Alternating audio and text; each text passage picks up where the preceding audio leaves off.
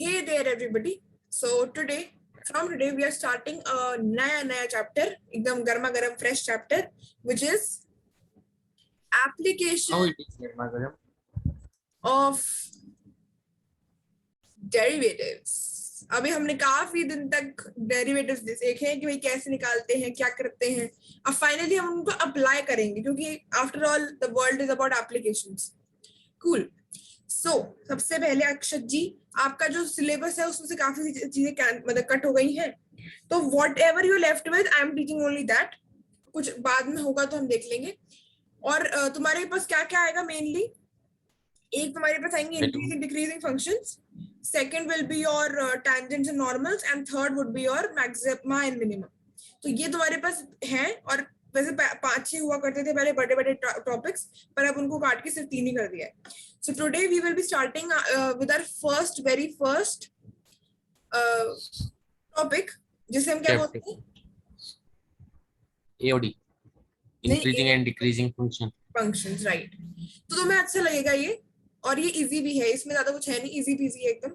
देखो तो फटाफट देखते चलते हैं इसमें क्या है. पहली बात तो ये चैप्टर दीदी, क्या कितने दिन में हो जाएगा ये चैप्टर खत्म? यार ये मेरे को लगता है कि अगर हम एक बार ऐसा करते हैं, एक बार इंक्रीजिंग डिक्रीजिंग फंक्शन कितने दिन चलता है इसको देखते हैं. मेरे ख्याल से 2-3-4 दिन मैक्सिमम. जितना ये चलेगा ना उतने ही बाकी दोनों टॉपिक्स भी हैं, तो मतलब उसी को into 3 कर देना. अगर 3 दिन लग रहे हैं ना इसको करने में, तो तुम्हें 9 दिन लगेंगे उसको करने में, ऐसा. अच्छा. तो हाँ लगभग, क्योंकि बराबर इनकी वो बराबर 10 तक तो ये कर लेंगे. क्या AOD 10 तक करवा दोगे ना? हाँ हो जाएगा, कोई दिक्कत नहीं. और फिर 5 डेज में वो कर लेंगे फर्स्ट चैप्टर. हाँ ओके चलो अभी तो पढ़ना स्टार्ट करते हैं. Increasing and decreasing functions, and साथ में तुम्हें क्या चलानी है? एनसीईआरटी. अब मैं होमवर्क दिया करूंगी तुम्हें रोज कि ये क्वेश्चंस करके लाने हैं एनसीईआरटी के, और तुम करके लाना, ठीक है?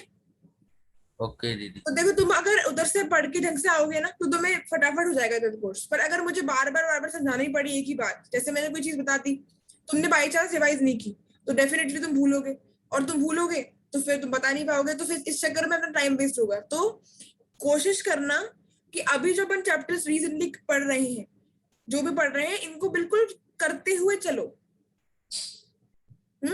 ताकि तुम्हें क्लास में दिक्कत नहीं आएगी, मतलब सिर्फ उन वजह से कि तुम भूल गए, इस वजह से दिक्कत नहीं आएगी, और फिर अपना कोर्स भी जल्दी हो जाएगा. ठीक है? ओके. हेलो तुम्हारी आवाज नहीं आ रही अक्षत. वो ये नेटवर्क का बड़ा इशू होता है कभी कभी.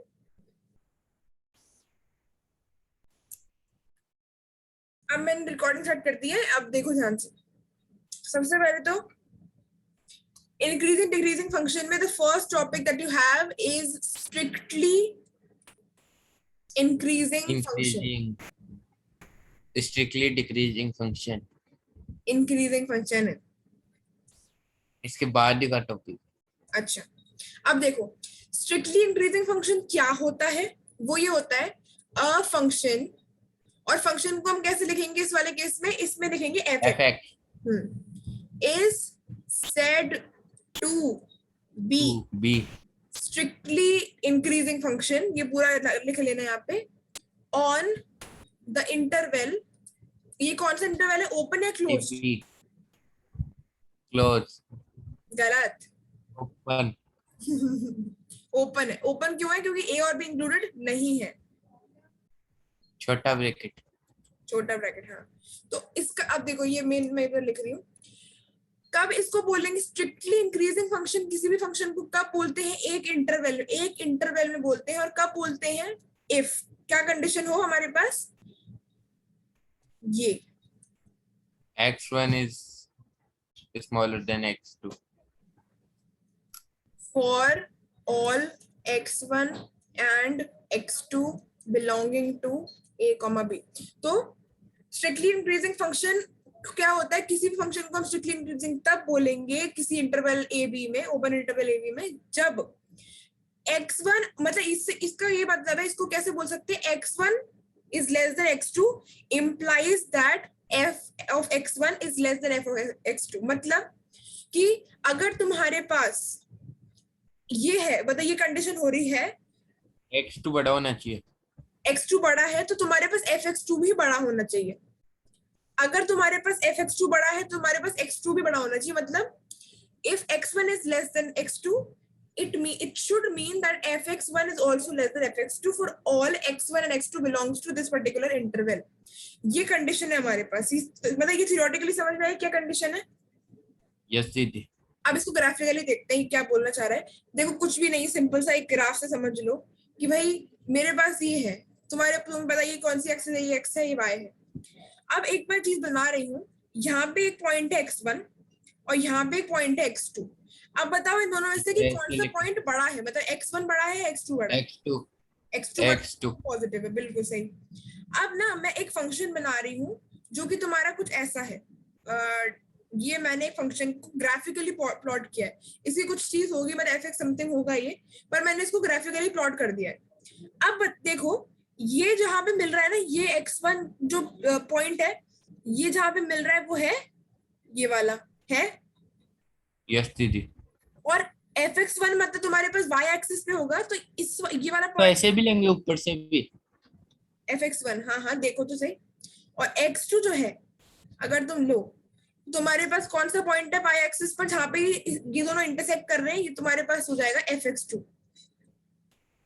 क्योंकि तुम्हें पता है एक चीज बताई है कि अपन हमेशा उसमें भी डिफरेंशिएशन में भी in fact y is equal to fx लिखा करते थे। यस दीदी। वैसे भी अपने पास दो ही डायमेंशन है, एक x और y पॉसिबल है। x अगर अपन ने इंडिपेंडेंट वेरिएबल ले रखा है तो y डिपेंडेंट वेरिएबल होगा जो कि x पे डिपेंडेंट है, और इस तरीके से हम इसको डिनोट कर सकते हैं। अब देखो बात इतनी सी चल रही है कि तुम्ही ने बताया कि x2 बड़ा है, मतलब x1 छोटा है x2 से, सही है? यस दीदी। अब देखो, अब तुम्हें पता है कि ऐसे अगर जा रही हूँ मैं पॉजिटिव इन्फिनिटी की तरफ तो ये x की वैल्यू बड़ी हुई।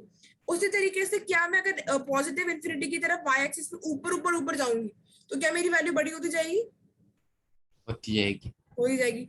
अब बताओ fx1 बड़ा है fx2? fx2। तो क्या ये भी कंडीशन अप्लाई हो रही है इसे यहाँ पे? यस दीदी।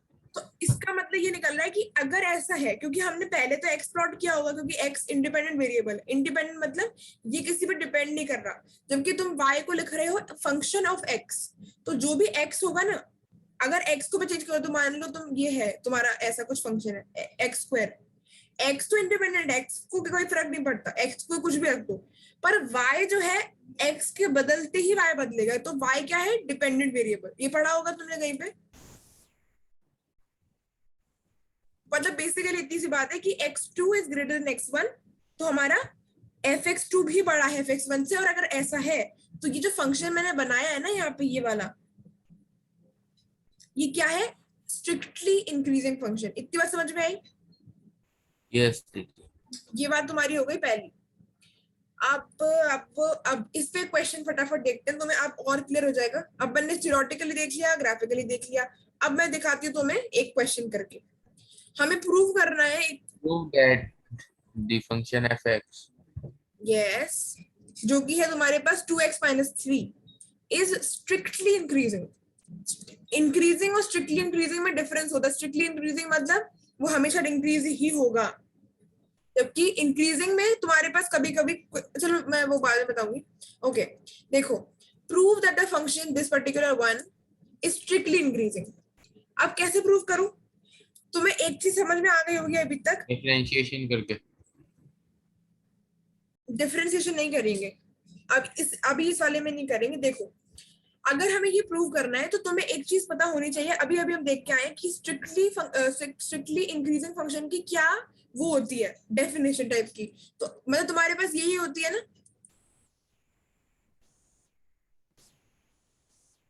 होती है, यही होती है। यस दीदी। तो तुम्हें यही चीज दिखानी है, ये प्रूव करना है फॉर दिस पर्टिकुलर क्वेश्चन। अब देखो कैसे करेंगे। देखो सबसे पहले तो, क्योंकि तुम्हें पता है एक चीज बहुत इंपॉर्टेंट, एक तो ये बात समझ में आई कि मैंने ये क्यों लिखा है यहाँ पे, स्ट्रिक्टली इंक्रीजिंग प्रूव करना है तो डेफिनेटली मुझे ये दिखाना पड़ेगा इनको, है ना? यस दीदी। अब इसको दिखाने के लिए तुम्हें यहाँ पे जो दिख रहा होगा x है, और मुझे यहाँ पे क्या क्या चाहिए, x1 भी चाहिए x2 भी चाहिए। यहाँ के लिए भी x1 भी चाहिए, x2 भी चाहिए, तो क्या करूं?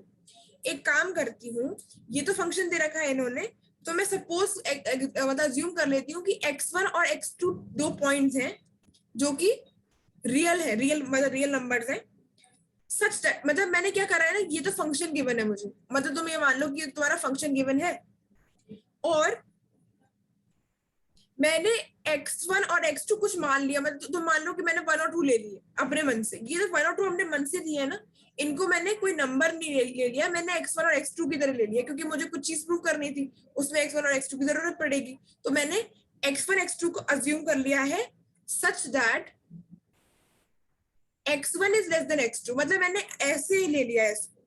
यहाँ तक ठीक है? यस दीदी। अब तुम्हें बस इतना सा करना है कि यहाँ से तुम्हें यहाँ तक पहुंचना है। कैसे पहुंचाऊं? देखो कैसे पहुंचाते हैं। सबसे पहले ये जो है ना, यहाँ पे ये जो फंक्शन तुम्हें दे रखा है f(x = 2x - 3), अब तुम्हारे पास हाल फिलहाल जो है ना, वो यहाँ पे तुम्हारे पास सिर्फ x है, यहाँ पे x दिख रहा है अभी, x1 x2 भले ही है पर x ही है, यस दीदी। x की ही वैल्यूज है, मतलब यहाँ पे मैं x की अगर एक वैल्यू कुछ डालू 1, यहाँ पे कुछ डाल दू 2, तो ये तुम्हारे पास एक x1 हो गया, ये तुम्हारे पास x2 हो गया, पर है तुम्हारे पास x को x। 0 रख ले तो। नहीं मैंने रखा नहीं है, मैं बस एग्जांपल दे रही थी, रखो मत कुछ। ओके, अब बेसिकली तुम्हारे पास x है, क्या करते हैं कि हमें जब कुछ ऐसा करना होता है ना, अब सबसे पास इसके क्या है, इसमें 2 मल्टीप्लाइड है, यस दीदी। तो मैं क्या करूंगी, मल्टीप्लाई विद 2 बोथ साइड। तुम्हें क्या करना है, दोनों साइड मल्टीप्लाई करना है 2 से, दोनों साइड ही करना पड़ेगा। तुमने कर दिया 2x1 2x1 2x2। हो गया, तुम्हारे पास एक इतनी चीज आ गई, क्या बच रहा है, -3 बच रहा है। यस दीदी। तो इंस्टेड ऑफ राइटिंग मतलब तुम या तो ये लिख दो कि सब्ट्रैक्ट 3, क्योंकि सब्ट्रैक्ट हो रहा है -3 हो रहा है, या फिर लिख दो ऐड -3, बात एक ही है। जैसे मैंने लिख दिया ऐड -3, ऐड कैसे ऐड -3 -3? अच्छा अच्छा। मतलब हाँ एक हाँ, ही बात है ना। हाँ, तो आ गया आ तुम्हारे गया। पास यही होगा। यस दीदी। अब एक बात देखो, अपन क्या बनाने की कोशिश कर रहे थे और क्या वो बन गया, 2x - 3 के फॉर्म में बनाने की कोशिश कर रही थी फॉर x1 एंड x2, क्या ये बन गया 2x1 - 3 2x2 - 3? यस दीदी। तो ये फंक्शन ही तो है। अगर मैं fx वाली जगह पे 2x - 3, अगर जैसे मान लो मुझे इसके लिए f2 निकालना है, तो तुम क्या करोगे, x की जगह 2 रख दोगे, यस दीदी। तो मुझे क्या मिल जाएगा, 1 मिल जाएगा। अगर तुम्हें 2 निकालना है, 3 निकालना है, तो मतलब तुम्हें अगर x की वैल्यू 3 की वैल्यू की फंक्शन निकालनी है, फंक्शन का वैल्यू निकालना है, तो तुम x की जगह 3 रख दोगे। उसी तरीके से मैंने सिर्फ जनरलाइज फॉर्म में 2x - 3 वाले फंक्शन में f(x) ये है, मुझे अगर f(x1) निकालना है, मतलब कोई वैल्यू है ये, इसको रखना है, तो मैं यही करूंगी ना, ये यस दीदी। मतलब x की जगह तुम x1 रख दोगे, x1 can be any constant, तो उसी तरीके से तुम्हारे पास आ गया है ये। और एक बार तुम्हारे पास ये आ गया तो प्रूव हो गया कि ये स्ट्रिक्टली इंक्रीजिंग फंक्शन है। यहां से यस पहुंचे दीदी। हम सिर्फ ये बनाने की कोशिश कर रहे थे ये फंक्शन, और एक बार ये फंक्शन बन गया, और इस वाली कंडीशन में ऐसा है कि हाँ ये ग्रेटर आ रहा है, ठीक है, कोई दिक्कत नहीं आ रही। अब तुम देखो नेक्स्ट चीज क्या है, यहां तक समझ में आया ना? यस दीदी। नेक्स्ट चीज है स्ट्रिक्टली डिक्रीजिंग।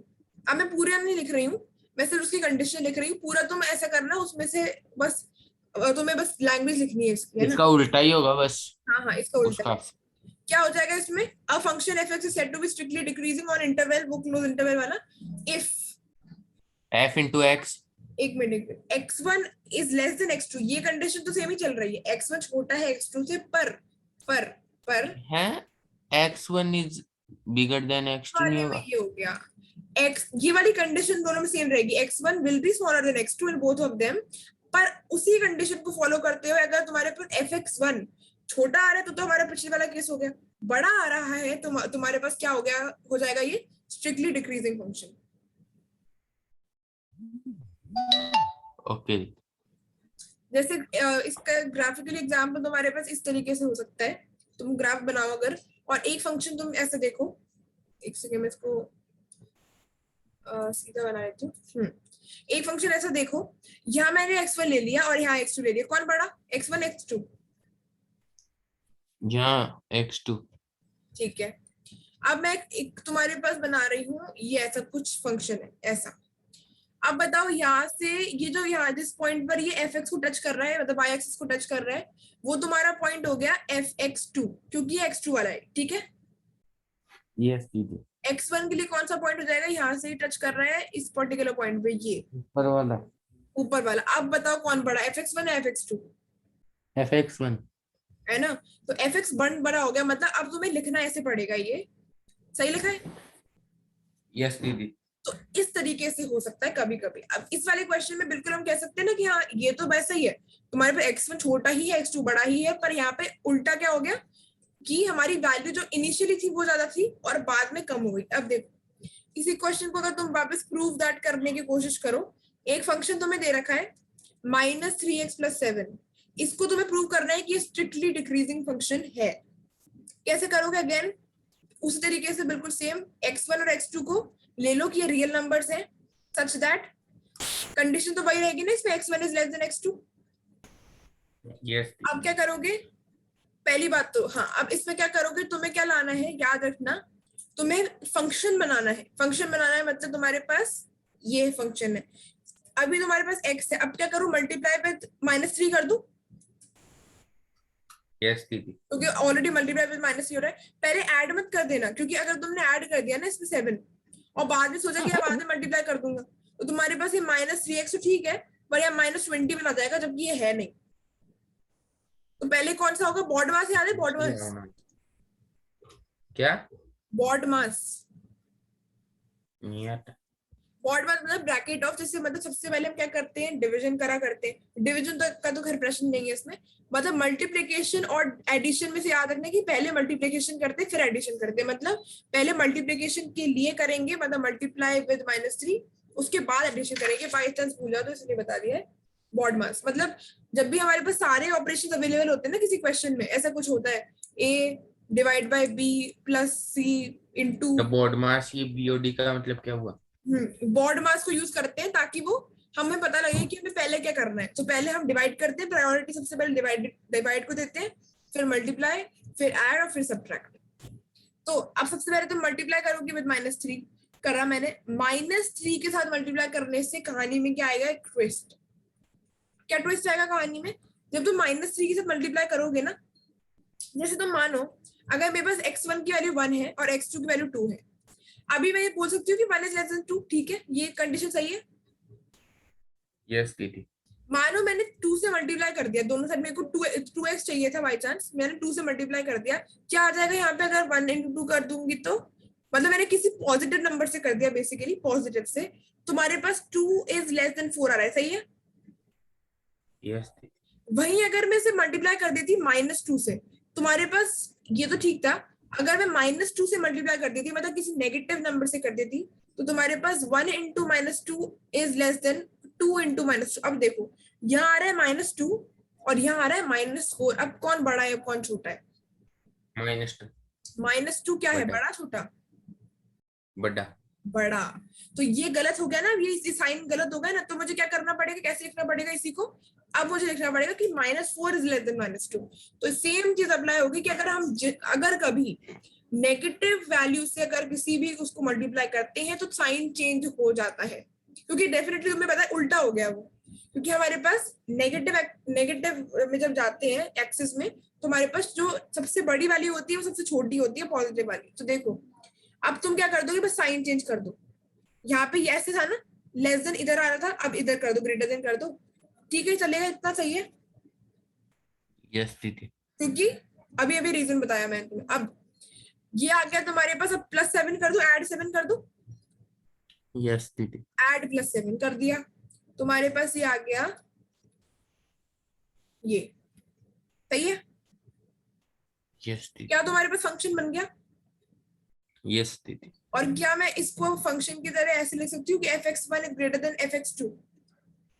यस दीदी लिख और सकते हैं। ये कंडीशन हमने मान ली थी, ये कंडीशन हमें प्रूव हो गई, तो क्या हमारा प्रूव हो गया कि है ऐसा ही है, मतलब डिक्रीजिंग ही है, स्ट्रिक्टली डिक्रीजिंग ही है, यस दीदी। हो गया ना, बस इतना ही है। ये दोनों कॉन्सेप्ट समझ में आए? यस दीदी। ओके, अब नेक्स्ट पे आते हैं। अब डिक्रीजिंग और इंक्रीजिंग।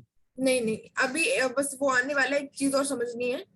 वो होते हैं मोनोटोनिक फंक्शंस। मतलब क्या होता है, किसी भी फंक्शन को मोनोटोनिक कब बोलते हैं, जब किसी भी फंक्शन को एफ एक्स को मोनोटोनिक फंक्शन हम तब बोलते हैं किसी भी इंटरवल, ओपन इंटरवल ए कॉमा बी कुछ भी हो सकता है, पर याद रखने की वाली बात यह है कि ए और बी वाली जो वैल्यूज है वो होंगी, वो इंक्लूड नहीं होंगी।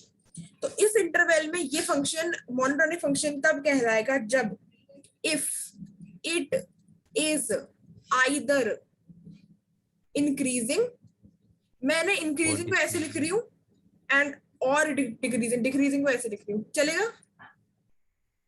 पूरा ही लिख देते थे, 3 अल्फाबेट का ही तो है।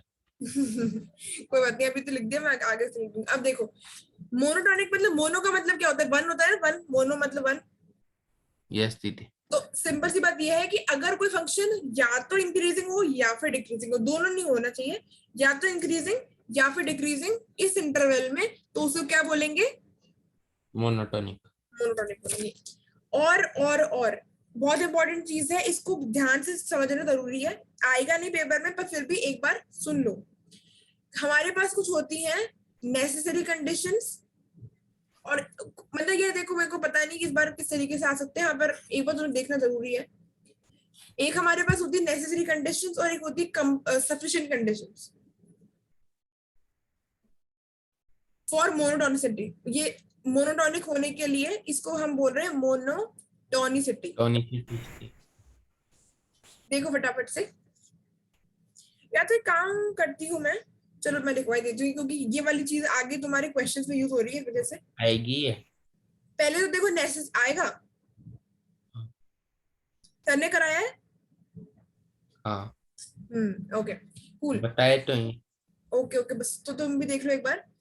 सबसे पहले ध्यान देता सारा, मैं पूछूंगी तो बताना पड़ेगा ना। नेसेसरी कंडीशन, सबसे पहले हम आते हैं नेसेसरी कंडीशंस पे कि कौन सी होती है नेसेसरी। नेसेसरी मतलब क्या होता है, जरूरी। जरूरी। सफिशिएंट मतलब, जरूरत। नेसेसरी मतलब होता है जरूरी, जो आवश्यक होती है, जबकि सफिशिएंट मतलब होता है काफी। काफी मतलब ये होता है ना, सफिशिएंट है मतलब इसके अलावा और कुछ नहीं चाहिए। यस दीदी। इसके अलावा कुछ अगर नहीं भी मिला तो भी चल जाएगा। तो बेसिकली नेसेसरी कंडीशंस में तुम्हारी कौन सी कंडीशन आती है, देखो, let f x be continuous. देखो तुम्हारे पास इंटर रिलेटेड है कौन कौन, कंटिन्यूटी, डिफरेंशियबिलिटी, और फिर तुम्हारा डिफरेंशिएशन और एओडी। तो इस वजह से let f x be continuous on closed interval a b and differentiable differentiable on open interval a b. अगर ऐसा है, ये फंक्शन कंटिन्यूस है क्लोज इंटरवल में और डिफरेंशिएबल है ओपन इंटरवल में, देन पहली चीज क्या होगी, F x is strictly increasing, F x is strictly increasing on the small inter sorry ये ओपन इंटरवल। देन पहली बात तो एफ डैश एक्स जो है हमारा, एफ डैश एक्स क्या होता था तुम्हें पता है ना, डिफरेंशिएशन हो जाएगा इसका, एफ का डिफरेंशिएशन। इसका ये जो है ये अनची ग्रेटर देन। अभी हम क्वेश्चन करेंगे, एकदम क्लियर हो जाएगा दिमाग में, अभी तो ऐसे लिख लेना है इसको, क्वेश्चन करते ही समझ में आ जाएगा कि मैं क्या लिखना चाह रही हूँ। दूसरा है f x will be strictly decreasing decreasing. On a B.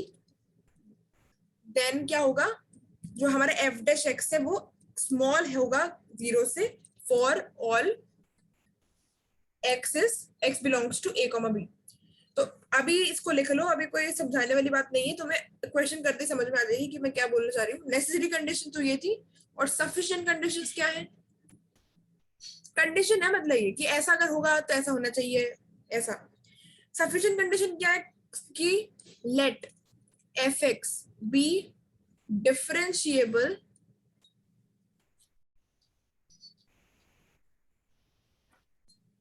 Real function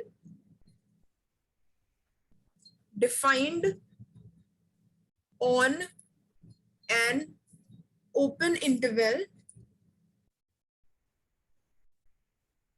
a comma b, ये जो फंक्शन है डिफरेंशिएबल है, रियल फंक्शन है, which is defined on this particular open interval, तो फिर क्या होगा, if fx is greater f dash s, sorry यहाँ पे डैश आएगा, याद रखना ये fx नहीं है, ये f डैश x है, क्योंकि इसका डिफरेंशिएशन से मतलब है हमारा for all x belongs to a comma b, then जो हमारा fx है वो क्या होगा, इंक्रीजिंग। क्या बोल रहे हैं, इस बार स्ट्रिक्टली इंक्रीजिंग नहीं बोला है, इस बार इंक्रीजिंग बोला है on a b. Similarly if f dash x is less than 0, तो फिर क्या हो जाएगा, for all x belonging to a comma b, then function will be decreasing. तो इसको लिख लेना just for the sake of reference. Questions पे आ जाए। यस बहुत इंपॉर्टेंट क्वेश्चन है, ध्यान से देखना मैं क्या कर रही हूँ। क्वेश्चन देखो पहले। तुम्हारी आवाज थोड़ी कम कम सी आ रही है। क्या? हाँ अब ठीक है।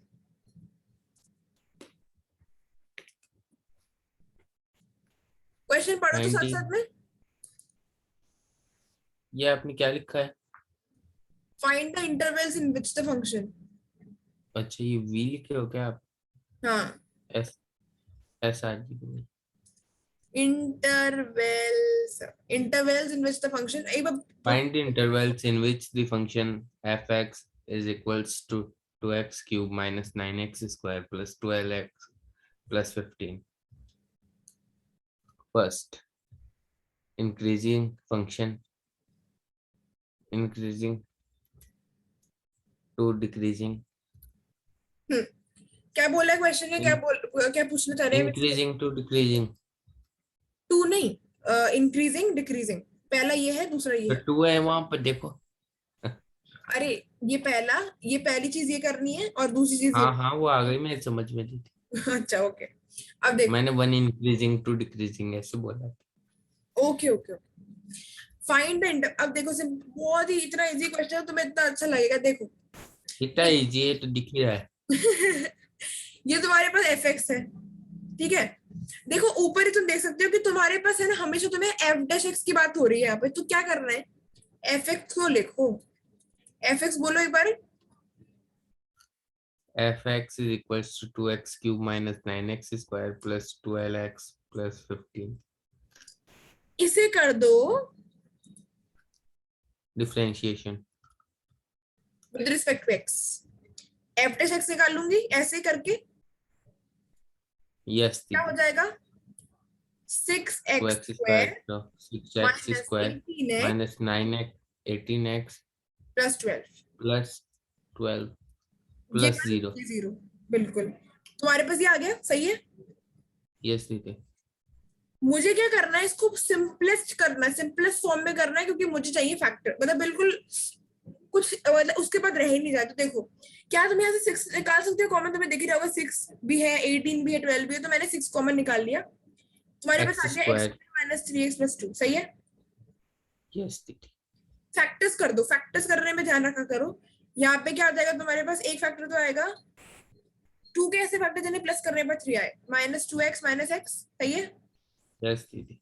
यहाँ से क्या मिल रहा है तुम्हें, 6 तो ये है ही, सिंपली नहीं हो सकता क्या बिना फैक्टर के? x माइनस 2 माइनस 1, क्या बिना फैक्टर करे नहीं हो सकता। सॉरी क्या वापस बोलो। अच्छा फैक्टर्स के बिना, बिना नहीं फैक्टर। नहीं नहीं नहीं, फैक्टर्स निकालने ही पड़ेंगे, क्योंकि अभी इनको ही तो यूज करना है आगे। फैक्टर्स निकाल दिया, तुम्हारे पास ये आ गया, Yes, दीदी। अभी तक कुछ किया नहीं है, इसको डिफरेंशिएट करके फैक्टर्स निकाल लें। अब मेन क्वेश्चन यहाँ से स्टार्ट होता है कि हमें करना क्या है। देखो तुम्हारे पास अभी लास्ट स्टेप में ये आ गया कि f डैश x तुम्हारे पास इस फॉर्म में उतर गया, ये सही है। Yes, दीदी। पहला मुझे क्या करना है, इंक्रीजिंग के लिए देखना, तुम फर्स्ट अपन लिखा ही था इंक्रीजिंग, और लिखो कि भाई for the function f(x) to be increasing, condition ये है कि भैया f डैश x को होना चाहिए ग्रेटर देन 0। क्या होना चाहिए, Greater than 0. f dash x किस फॉर्म में अपन ने कर दिया, ये फैक्टराइजेशन की फॉर्म में, तो तुम्हारे पास ये होना चाहिए ग्रेटर देन 0। अब तुम्हें पता ही है कि यहाँ पे 6 का कोई काम नहीं, क्योंकि 6 को उधर भेज दूंगी तो 0 हो जाएगा। तो मेरे पास सिर्फ रह गया है x-1 into x-2 it's greater than 0। सही है? यस दीदी। अब अगर भाई मेरे पास ये रह ही गया है, अब तुम देखो यहाँ से क्या होता है ना, ये फैक्टर्स निकालने इसलिए जरूरी होते हैं क्योंकि we have to find out the critical points. Critical point वो पॉइंट होते हैं, अभी बताओ x-1 is equal to 0, x की कौन सी वैल्यू के लिए ये 0 हो जाएगा, ये वाला एक्सप्रेशन? ये 1 - 1 0 मतलब मुझे x की क्या वैल्यू रखनी चाहिए जो मेरे को 0 मिल जाए? 1 1। उसी तरीके से अगर मैं यहाँ के लिए निकालूं तो क्या रखूंगी जो 0 मिल जाए? 2 2। तो बेसिकली तुम्हें क्या करना जो है? डिजिट होगी वही रखनी है। बिल्कुल बिल्कुल। तो यहाँ पे तुम्हारे पास दो चीजें आ गई, एक तो 1 है और एक 2 है। ये क्रिटिकल पॉइंट्स आ गए। यस दीदी। क्रिटिकल पॉइंट्स तुमने कैसे निकाले? फैक्टर्स को 0 करके, जो हमारे पास आराम से आ जाएंगे। अब देखो मेन चीज यहाँ पे होती है कि तुम्हें एक बनानी होती है नंबर लाइन। क्या बनानी होती है? Number line. नंबर लाइन बनानी होती है, कहां से लेकर कहां तक? माइनस इंफिनिटी से लेकर प्लस इंफिनिटी तक। बना दी। इन दो क्रिटिकल पॉइंट्स को रख दो। मैंने मान लो यहाँ और यहाँ रख दिया। हेलो? यस दीदी। हाँ या ना तो बोलो, पूछ रही हो ना, कुछ रख दिया कि नहीं रखा? अभी वो क्या था? हाँ। थोड़ा सा ना बोलते रहा करो, क्योंकि मैं पूरे टाइम बोलती रहती हूँ तो मेरा गला दुख जाता है। ओके, 1 और 2 रख दिया तुमने क्रिटिकल पॉइंट्स को इस नंबर लाइन पे। जो भी क्रिटिकल पॉइंट्स आएंगे 2 3 4 सबको रख देना है यहाँ पे। ऐसे रखना है हाँ कि नंबर लाइन के सूटेबल। जैसे अगर -1 होता है यहाँ पे, नहीं मतलब -2 होता है यहाँ पे बाई चांस, तो -2 को पहले रखते, 1 को बाद में रखते, ऐसे याद रखना है ना। तो यस। अब एक चीज ये बहुत इंपॉर्टेंट है, बहुत ध्यान सुनो। आहा, 10 मिनट का टाइमर आ गया, चलो कोई बात नहीं। ओके, देखो तुम्हारे पास ये 3 रीजन है। कौन कौन से? मतलब 3 रीजन है इन दो क्रिटिकल पॉइंट्स की होने के बाद। एक तो तुम्हारे पास ये वाला है, एक ये है और एक ये है क्या? अपने टाइम नहीं है अक्षत। क्या दीदी? मैं कह रही हूँ तुम्हारे पास, तुमने दो क्रिटिकल पॉइंट जब रखे हैं यहाँ पे, तुम्हारी नंबर लाइन जो है 3 सेक्शंस में बट गई। यस दीदी बट गई। अब तुम्हें ये देखना पड़ेगा। Minus minus infinity to 1 1 to 2 और 2 to इंफिनिटी। हाँ, अब तुम्हें एक चीज देखनी पड़ेगी, और वो मैं बताती हूँ क्या है। एक बार तुम देखो कि -1 से छोटी कोई वैल्यू बताओ। 1 से छोटी वैल्यू आएगी ना इस वाले रीजन में? यस दीदी। 1 से 1 छोटी से वैल्यू छोटी 0। 0 मान लिया मैंने। इस 0 वैल्यू को मतलब जो, क्योंकि अब ये 1 से छोटी थी और हमें इस सेक्शन के लिए कुछ देखना है, इस वाली वैल्यू को तुम्हें कहाँ रख के देखना है एक बार? जो तुम्हारा fx है ना, ये जो है, इसमें रख दो या फिर इसमें किसी में भी रख दो। मान लो मैंने इसमें रख दिया, इसमें यस रखा दीदी। मैंने f-x जो तुम्हारा है 6x-1 x-2, इसमें तुम्हें पास 0 रखो। कहाँ पे रखोगे? x की जगह। क्या आ जाएगा तुम्हारे पास? 0 नहीं आएगा। यहाँ पे तुम्हारे पास आ जाएगा 12। आ गया? यस दीदी। ये वैल्यू पॉजिटिव आई है नेगेटिव आई है? ये पॉजिटिव। पॉजिटिव आ गई, मतलब तुम्हें यहाँ पे प्लस साइन लगाना है। यस दीदी। ये था 1 से छोटे वाले का किस्सा। दूसरा आता है हमारे पास, अब देखो अब रीजन ये वाला है 1 से 2। तो 1 और 2 के बीच में कोई भी वैल्यू 1.5 बताओ, 1 से 2 के बीच में। 1.5 1.5 मान लो, या इसको 3/2 रख देती हूँ।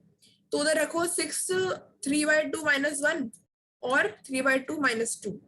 6, ये क्या आ रहा है हमारे पास? 3/2 -1 हो जाएगा 1/2, और यहाँ पे आ जाएगा 2 और 3 -4 विल बी। हाँ, अब देखो यहाँ से -1/2 आ रहा है। तुम्हारे पास जो भी आंसर आएगा वो अलग बात है, तुम्हारे पास माइनस साइन आएगा, यस दीदी। मतलब वैल्यू नेगेटिव आएगी। यस दीदी। अगर नेगेटिव आएगी तो यहाँ पे माइनस लगा दो। उसी तरीके से फाइनली हम क्या करेंगे, अब कौन सी किससे बड़ी वैल्यू लेंगे एक बार चेक करेंगे। 2 से, क्योंकि 2 से तुम्हारे पास 2 तो इंफिनिटी तो उधर है, पर तुम्हें तो एक ही चीज पता है ना कि 2 से बड़ी वैल्यू चाहिए तुम्हें। यस दीदी। तो अब 3 रख दो। मान लो 3 रखा मैंने इस वाले उसमें f-x में। f-x में रखते, f-x में मत रख देना, किसमें रखोगे तुम? एफ डैश एक्स में, मतलब उसके डिफरेंशिएशन में। क्या तुम्हें यहाँ पे पॉजिटिव वैल्यू मिलेगी? यस दीदी। और तुम्हें एक ही से चेक करना है, ऐसा नहीं कि तुम 2-3 से चेक करो कि भाई किसी में नेगेटिव तो नहीं आता है। अगर तुम्हारे पास एक से पॉजिटिव आ रही है तो मतलब साफ सबसे पॉजिटिव ही आने वाली है। क्या आ जाएगा तुम्हारे पास? 12, मतलब अगेन पॉजिटिव। ये बहुत इंपॉर्टेंट है। क्यों इंपॉर्टेंट है?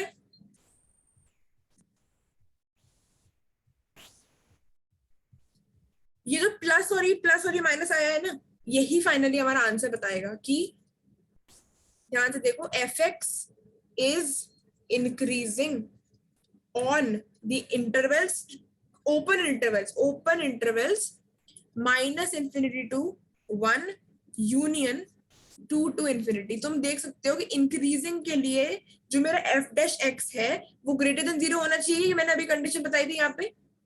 यस दीदी। एफ डैश एक्स में अपन रख के चेक कर रहे थे, ग्रेटर देन 0 का मतलब पॉजिटिव होता है। यस दीदी। तो पॉजिटिव तुम्हारी वैल्यू आई है यहाँ पे ये वाला इसमें नेगेटिव आई है, इसको तो हटा देंगे। हम बोलेंगे कि ये फंक्शन इंक्रीजिंग कहाँ पे है? -1 से 1 वाले इंटरवल में। यूनियन मतलब इसके साथ ऐड कर लो इस वाले को भी, इसको मतलब यूनियन मतलब ये वाला एंड ये वाला, एंड नहीं सॉरी, मतलब यूनियन का मतलब होता है और, इस वाले मतलब होता है ना फिर लॉजिकली। तो बेसिकली तुम्हें क्या रखना है? यूनियन लिखना है। यूनियन मतलब ये भी और ये भी, तो ये वाला। दोनों पे। समझ में आया? यस दीदी। अब इसी का नेक्स्ट पार्ट क्या है तुम्हारे पास? डिक्रीजिंग दीदी है। बहुत सारे क्वेश्चन आते हैं यूनियन लिखे हुए, यूनियन का मतलब एक बार अच्छे से समझा ही दो। अभी सुनो, मैं अगली क्लास में बताऊंगी। एक बार डिक्रीजिंग खत्म कर देती हूँ क्योंकि सिर्फ 5 मिनट रह गए हैं इसमें टाइमिंग में। दीदी ठीक है, तो अभी मैं डिक्रीजिंग बता देती हूँ इसका पार्ट, और फिर कल बताऊंगी यूनियन का क्या मतलब होता है।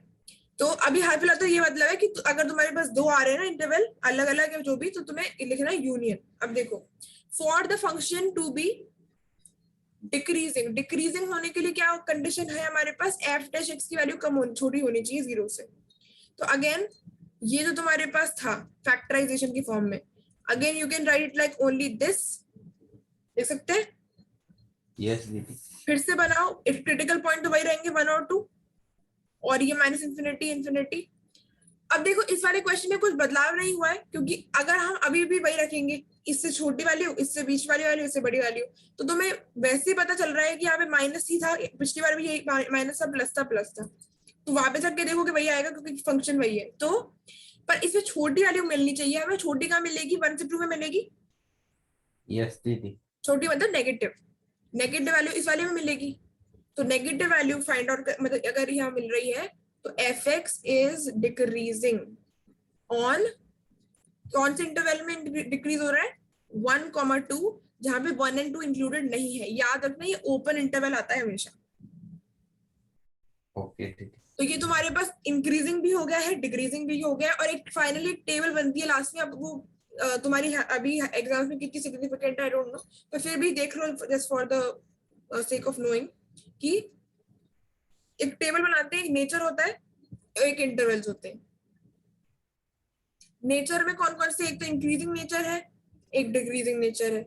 इंटरवल्स अपन ने जो भी निकाले वही लिख देते हैं, मतलब यहाँ पे थोड़ा सॉर्टेड फॉर्म में लिख देते हैं। जैसे एग्जामिनर होता है ना, वो चेक कर ले अच्छा ऐसा है क्या, उसे पूरा ना करना पड़े, वो डायरेक्टली इंटरवल चेक कर ले कि आपने सही निकाले कि नहीं निकाले। तो ये अपना आ गया। कहाँ पर से? अच्छा। वही लिख दिया ना जो अपने इंक्रीजिंग में आ रहे थे वो, और डिक्रीजिंग में आ रहा है वो। ओके दीदी। तो यहाँ मतलब मेन तो तुम्हारा यही था कि तो ये क्वेश्चन समझ में आया कैसे करा है? एफ एक्स दे रखा था, डिफरेंशिएट कर दो। एक बार ग्रेटर देन के लिए देखो, 0 के लिए क्या क्रिटिकल पॉइंट्स है उनको प्लॉट करो। जिन जिन के पॉजिटिव नेगेटिव पॉजिटिव आ रहा है, पॉजिटिव आ रहा है उसके लिए हो जाएगा इंक्रीजिंग, नेगेटिव आ रहा है उसके लिए हो जाएगा डिक्रीजिंग। क्या क्वेश्चन समझ में आया? यस दीदी आ गई। कूल। तो 2 मिनट रह गए हैं, इस वजह से अभी अपन इसको यहीं खत्म करते हैं, और अपन आगे कल कंटिन्यू करेंगे। और इस टाइप का कोई क्वेश्चन हो एनसीईआरटी में, मैं तुम्हें ऐसा करूंगी, लिख के अभी व्हाट्सएप कर दूंगी कि तुम्हें कौन कौन से क्वेश्चन होमवर्क के लिए करके लाने, तो तुम वो करके ले आना। ठीक है? समझ में आया आज का? यस दीदी। Okay. So I'll end this video here. Till then, we'll meet in the next video. Till then, bye bye.